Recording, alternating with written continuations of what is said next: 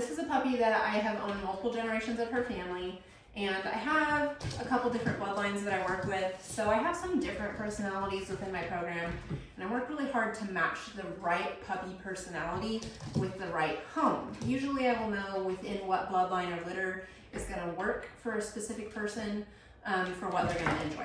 But this is a very biddable bloodline, and she is just really enjoys working with me. So I'm going to show you a little bit. She's a 4-month-old puppy, hasn't had a ton of training. I really like to let them be puppies. I let them spend a lot of time with my older dogs. So they come up very naturally. They're learning manners from my other dogs.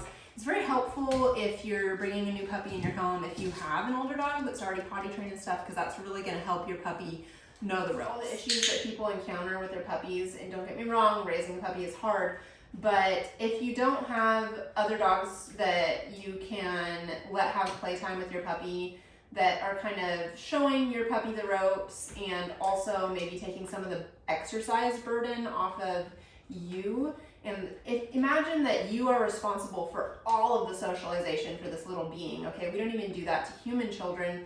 They go to school, they have friends, they have grandma and grandpa. So begin starting to think about creating a community for your puppy that they're gonna live within. So they're gonna have their own friends and then other people that maintain the same rules or similar rules that you do. And then they're gonna get along a lot better in your life because they have a full, well-rounded life, and it's not just limited to this house and walks with me only and playtime with me only, right? Great. Good girl. And mixing in little short training sessions into your day is a great way to,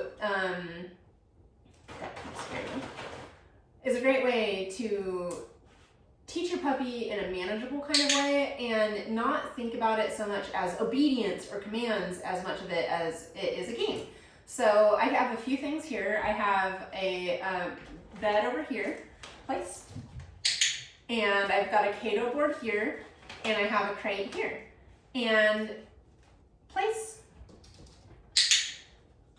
It's great because this will transition into her learning a lot of behaviors that I want, from laying down to sitting, front paws only, hind paws only, kenneling, so that she's not going to know whether we're playing a game or it's bedtime. So she's just going to have a much better attitude about going in the crate or looking forward to a training session with me. And I'm just rewarding her for doing the things that I want and kind of shaping her.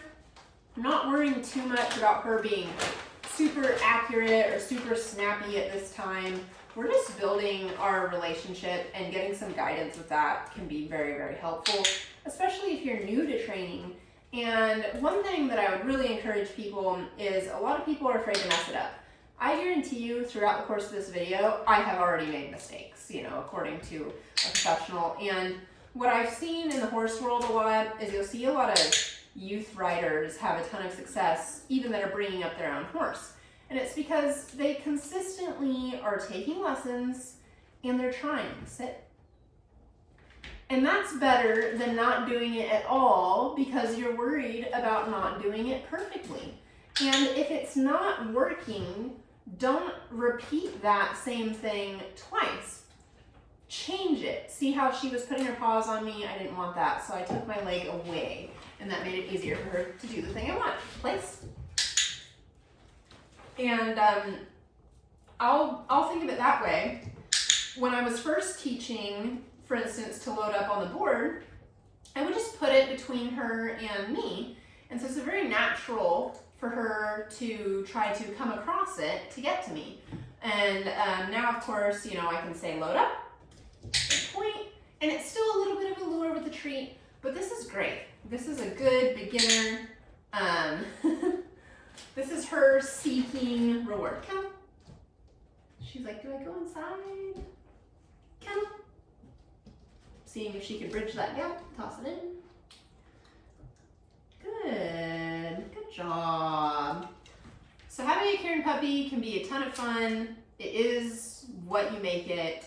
you can find a way to manage the energy level and have a great time with your dog. It's really a matter of how dedicated are you to making this a complete relationship, and not getting a dog just because we need emotional support, or a companion, but thinking about also us being there for our dog.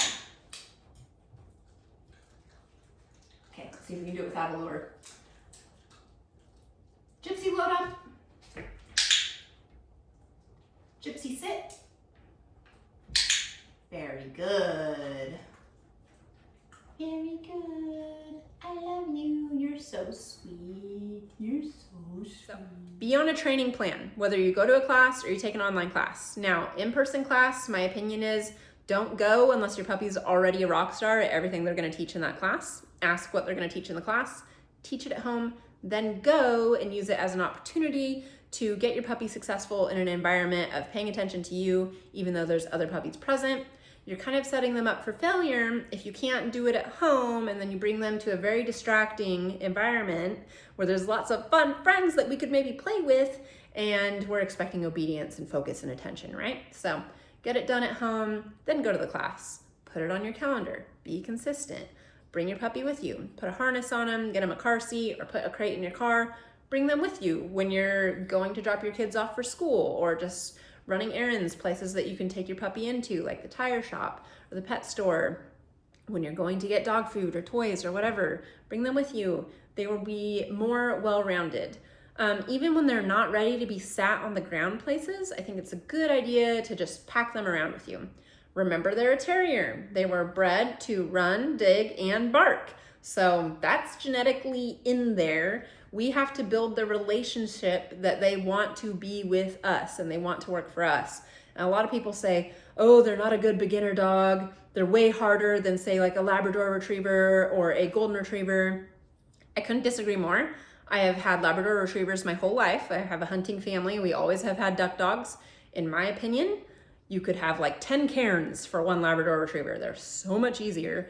But they are different, and this training style is different. Their needs are different, okay? As to where the labs are bred to do something completely different than what the terriers are.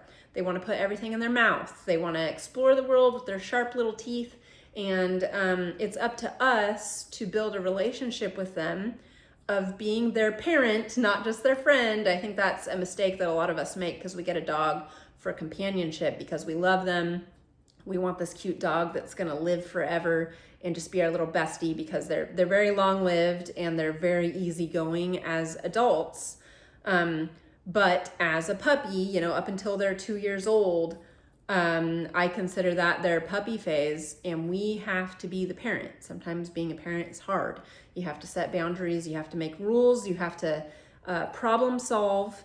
And I really want to encourage owners to, take that into your own hands. It's great to reach out to your breeder for advice, but your breeder should be really good at breeding. And there is so much to that. It is so complicated. You need a trainer as well as a breeder if you don't know how to train already. And you need a vet, right, to be your vet.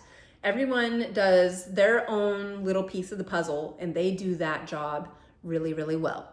And if you have a good team behind your dog and you're a good steward of your dog where you are setting them up for success, you are building community, you are working with them consistently, you're gonna have an awesome dog. This is a great breed.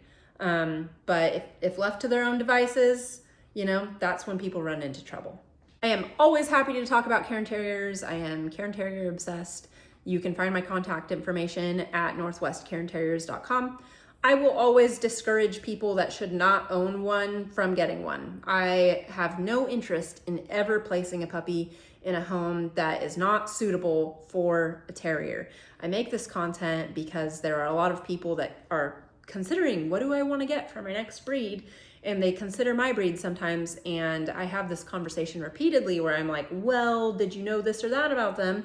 And then they go, ooh, maybe that's not the breed for me, right? If you want a pet to just sit in your lap and be a cute ornament, consider a toy breed. That's what they are bred to do.